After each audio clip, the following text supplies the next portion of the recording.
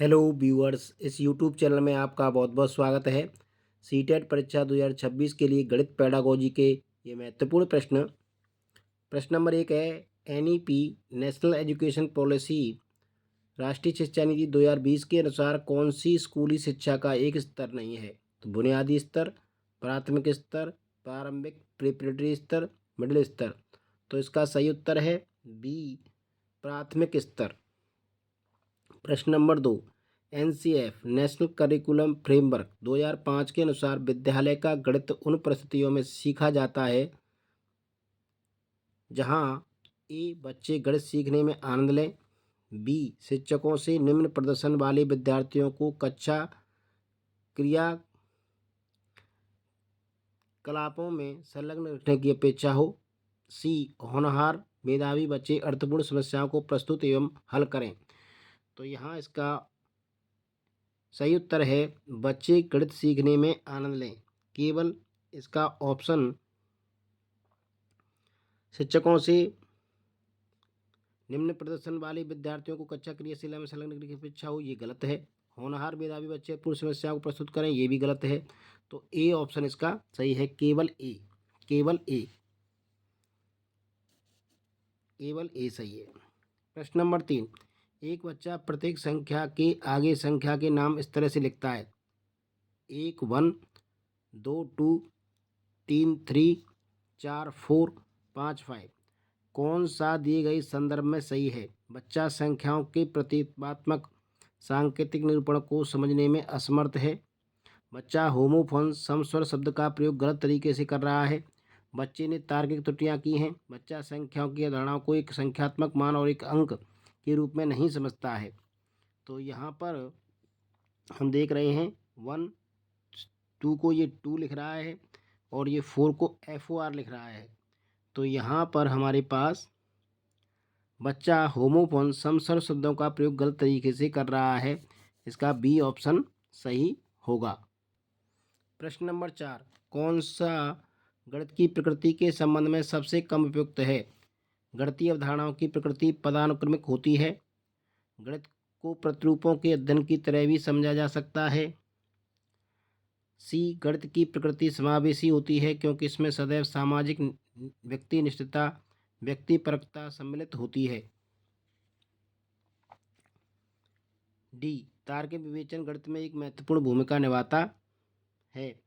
तो यहाँ पर हमारा गणित की प्रकृति के समय कम उपयुक्त है।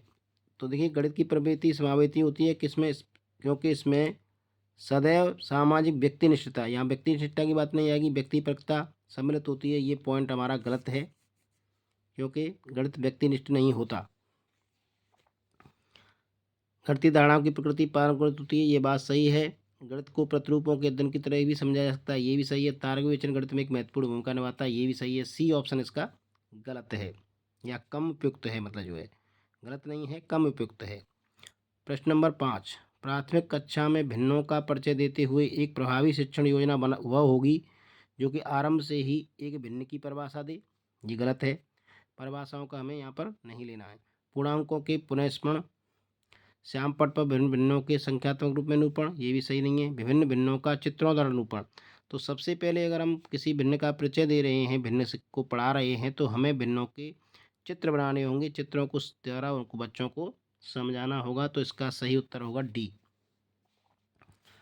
कक्षा 4 की गणित शिक्षिका सुश्री एस्टा ने अपने विद्यार्थियों को गुणांक के आधार पर दी गई ज्यामितीय आकृतियों को विभिन्न समूहों में बांटने का क्रियाकलाप दिया।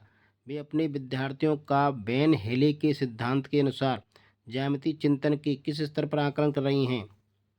तो दृश्यीकरण, विश्लेषण, निगमन, अमूर्तीकरण। तो यहाँ पर सही उत्तर होगा हमारे पास, देखिए विश्लेषण, बांटने का काम कर रही हैं, तो डिस्ट्रीब्यूट कर रही हैं अलग अलग, मतलब जो विभिन्न समूहों में बांटने का काम हो रहा है, इसलिए ये विश्लेषण पर पॉइंट पर काम कर रही हैं। प्रश्न नंबर 7, कौन सा से कथन गणन की हिंदू अरबी प्रणाली के बारे में सही है? यह स्थानीय मान की अवधारणा पर आधारित है, सभी संख्याएं 0 से 9 अंकों पर परिमित समूह का प्रयोग कर निरूपित की जा सकती हैं, ये एक चित्रलिपि पर आधारित व्यवस्था है। 4, किसी भी संख्या में अंकों का क्रम अपने आप में स्वतंत्र है, चाहे वो अंक दाएं से बाएं से दाएं लिखे जाएं। तो ये पॉइंट गलत हो सकता है, क्योंकि संख्याओं को इधर से इधर करने पर उनकी संख्या ही बदल जाती है, यानी दूसरी संख्या बन जाती है। तो सही उत्तर होगा हमारे पास यहाँ पर इसमें पहला, स्थानीय मान की अवधारणा पदार्थ है। ये बात सही है, ये बात सही है। और सभी संख्याएं 0 से 9 अंकों में परमित समूह प्रयोग कर निरूपित की जा सकती हैं, ये भी सही है। 1 व 2 सही है। एक चित्रित लिपि पर आधारित है, ये गलत है। किसी संख्या को, ये भी गलत है। तो इसका सही उत्तर होगा डी, 1 व 2। प्रश्न नंबर 8, कक्षा 2 में योग जोड़ सिखाने के लिए सर्वाधिक उपयुक्त युक्ति है। तो ए है शाब्दिक प्रश्नों को ना कराया जाए, बी शाब्दिक प्रश्नों को केवल मूल्यांकन के लिए उपयोग किया जाए, सी योग की शाब्दिक प्रश्नों द्वारा प्रस्तुत किया जाना चाहिए, शाब्दिक प्रश्नों को अध्याय के अंत में कराया जाना चाहिए।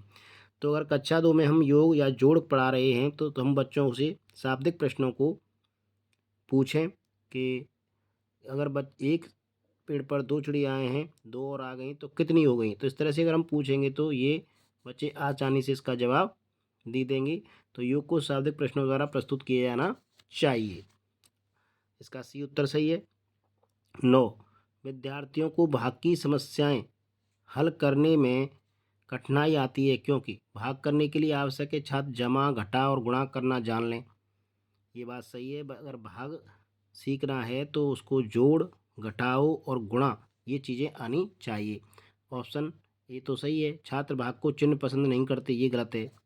भाग का दैनिक जीवन में कोई उपयोग नहीं है, ये भी गलत है। इसके लिए कोई औपचारिक कलन विधि नहीं है, ये भी गलत है। तो ए ऑप्शन इसका सही है। सीटेट 2024 का प्रश्न है ये, दिसंबर का।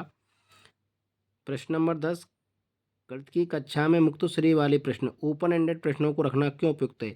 इन्हें हल करने में अधिक समय लगता है। इन प्रश्नों की आपस में नकल करना आसान नहीं है। ये प्रश्न छात्रों में आलोचनात्मक चिंतन, क्रिटिकल थिंकिंग को विकास करते हैं।